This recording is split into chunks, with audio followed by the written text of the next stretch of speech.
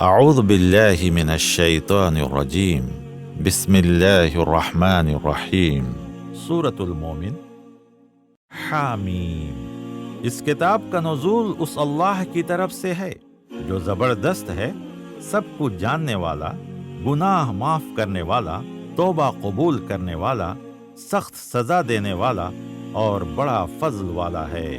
اس کے سوا کوئی عبادت کے لائق نہیں ہے، اسی کی طرف سب کو پلٹ کر جانا ہے۔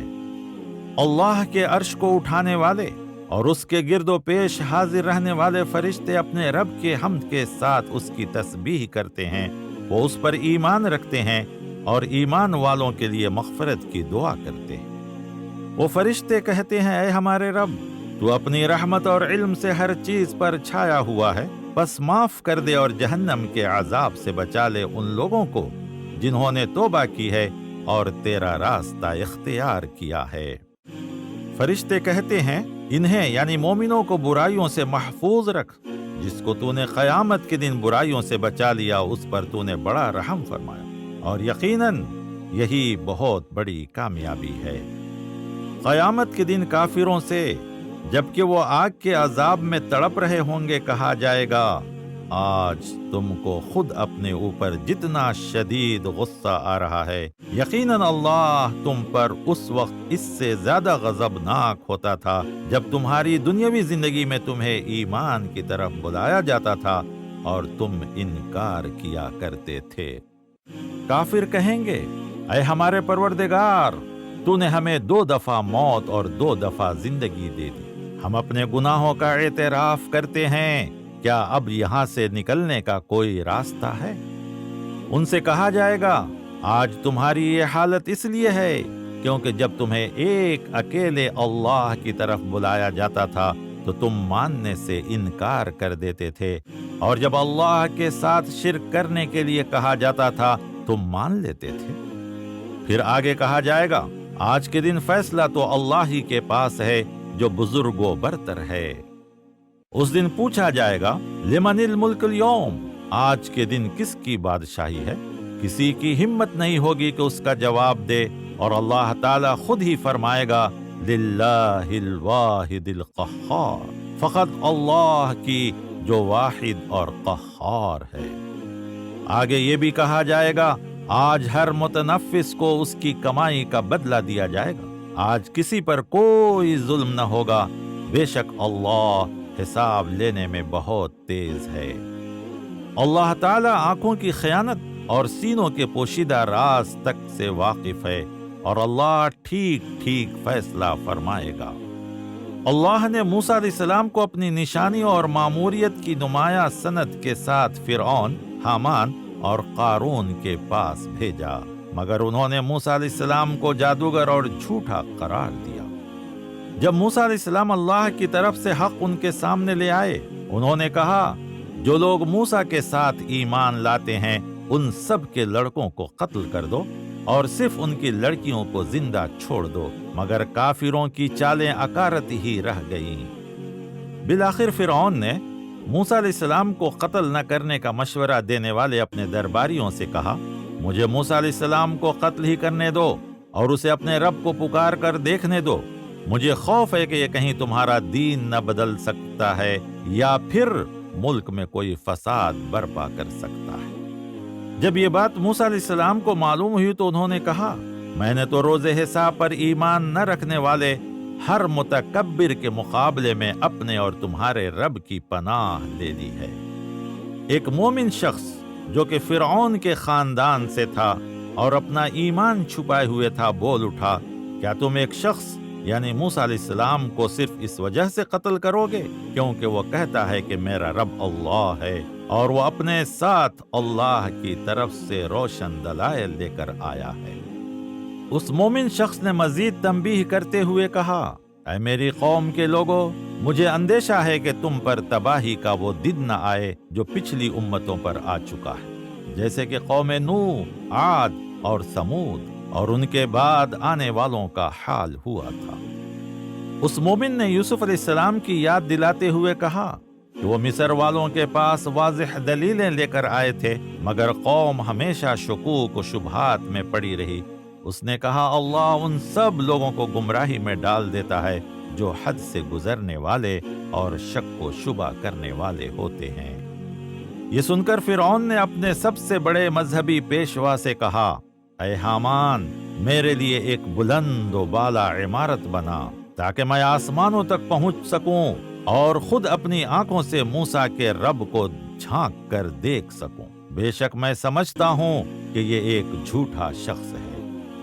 اس طرح فرعون کی بدکاریاں اس کے لیے خوشنما بنا دی گئیں اور اسے راہ راست سے روک دیا گیا۔ فرعون کی تمام چال بازی اس کو تباہی کے راستے پر ہی لے گئی۔ وہ شخص جو کہ حقیقی مومن تھا، اس نے فرعون کے لوگوں سے کہا، اے میری قوم کے لوگوں، میری بات مانو، میں تمہیں صحیح راستے کی طرف رہبری کروں گا۔ آخر یہ کیا بات ہوئی کہ میں تمہیں نجات کی طرف بلا رہا ہوں اور تم لوگ مجھے آگ کی طرف بلا رہے ہو؟ اس مومن بندے نے بات جاری رکھی، آج جو کچھ میں کہہ رہا ہوں ان قریب وہ وقت آئے گا کہ تم اسے یاد کرو گے۔ میں اپنا معاملہ اللہ تعالیٰ کے حوالے کر رہا ہوں، بے شک اللہ اپنے بندوں کا نگہبان ہے۔ اللہ تعالیٰ نے اس مومن بندے کو ان تمام بری چالوں سے بچا لیا جو لوگوں نے اس کے خلاف چلی تھیں، اور فرعون اور اس کے ساتھیوں کو بدترین عذاب نے گھیر لیا۔ وہ لوگ صبح و شام، یعنی ان کی موت کے بعد سے قیامت کے دن تک دوزخ کی آگ کے سامنے پیش کیے جاتے ہیں، اور جب قیامت کے دن ان کے فیصلے کی گھڑی آئے گی تو حکم ہوگا کہ فرعون کے لوگوں کو شدید ترین عذاب میں داخل کرو۔ ذرا تصور کرو اس وقت کا جب دوزخ کی آگ میں پڑے ہوئے لوگ جہنم کے دربانوں سے کہیں گے، تم اپنے رب سے دعا کرو کہ بس ایک دن کے لیے ہمارے عذاب میں تخفیف کر دے۔ جہنم کے رکھوالے پوچھیں گے، کیا تمہارے پاس تمہارے رسول روشن دلائل لے کر نہیں آئے تھے؟ جہنمی لوگ جواب دیں گے، ہاں۔ تب وہ کہیں گے، پھر تم خود ہی دعا کرو، لیکن کافروں کی دعا اکارت جانے والی۔ بس اے نبی صلی اللہ علیہ وسلم، آپ صبر کیجئے، بے شک اللہ کا وعدہ برحق ہے۔ اپنے گناہوں کی معافی طلب کرو اور صبح و شام اپنے رب کی حمد و تسبیح بیان کرتے رہو۔ اللہ تعالیٰ ارشاد فرماتا ہے، مجھے پکارو، میں تمہاری دعائیں قبول کروں گا۔ بے شک جو لوگ سرکشی کی وجہ سے میری عبادت سے منہ موڑتے ہیں، ضرور وہ ذلیل و خوار ہو کر جلد ہی جہنم میں داخل کیے جائیں گے۔ وہ اللہ ہی ہے جس نے تمہارے لیے رات بنائی تاکہ تم اس میں سکون حاصل کرو، اور دن کو دیکھنے کے لیے روشن بنا دیا۔ یہ رات کے وقت کام کرنے والی ذمہ داریوں سے بچنے کی نصیحت۔ حقیقت یہ ہے کہ اللہ تعالیٰ لوگوں پر بڑا فضل فرمانے والا ہے، مگر اکثر لوگ شکر ادا نہیں کرتے۔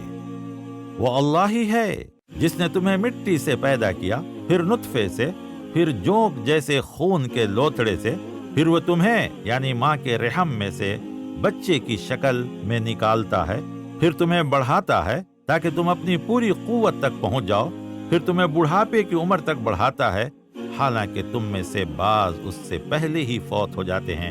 یہ سب کچھ اس لیے کیا جاتا ہے تاکہ تم اپنی معینہ مدت تک پہنچ جاؤ اور تاکہ تم سوچ سمجھ سکو۔ یہ اللہ ہی ہے جو تمہیں زندگی دیتا ہے اور وہی موت دینے والا ہے۔ جب اللہ تعالیٰ کسی بات کا فیصلہ کرتا ہے تو بس حکم دیتا ہے کہ ہو جا، اور وہ ہو جاتی ہے۔ جو لوگ اللہ کی آیتوں میں جھگڑتے ہیں، ان قریب انہیں حقیقت معلوم ہو جائے گی، یعنی جب انہیں جہنم میں ڈال دیا جائے گا۔ ان کی گردنوں میں طوق ڈالے جائیں گے اور پاؤں زنجیروں سے جکڑے جائیں گے، انہیں کھولتے ہوئے پانی سے گھسیٹا جائے گا اور وہ جہنم کی آگ میں جلائے جائیں گے۔ ان سے کہا جائے گا، تمہارا یہ انجام اس وجہ سے ہوا ہے کہ تم زمین پر اپنی زندگی میں ناحق چیزوں میں مگن رہتے تھے اور اس پر اتراتے تھے۔ اب جہنم کے دروازوں میں داخل ہو جاؤ جہاں تم کو ہمیشہ کے لیے رہنا ہے۔ جب پچھلی قوموں کی طرف رسولوں کو روشن دلائل کے ساتھ بھیجا گیا تو لوگ اپنے پاس موجود علم پر تکبر سے اترانے لگے، لیکن وہی عذاب ان پر الٹ پڑا جس کا وہ مذاق اڑایا کرتے تھے۔ جب انہوں نے عذاب دیکھا تو چیخ اٹھے، ہم نے مان لیا اللہ وحدہ لا شریک کو، اور ہم انکار کرتے ہیں ان سب معبودوں کا جنہیں ہم اس کے ساتھ شریک ٹھہراتے تھے۔ لیکن اللہ کا عذاب دیکھ لینے کے بعد ان کا ایمان لانا ان کے لیے کچھ بھی فائدہ مند نہیں ہے۔ یہی اللہ کا مقررہ معمول ہے جو ماضی میں ہمیشہ اس کے بندوں کے ساتھ جاری رہا ہے، اور اس طرح کافر خسارے میں پڑ گئے۔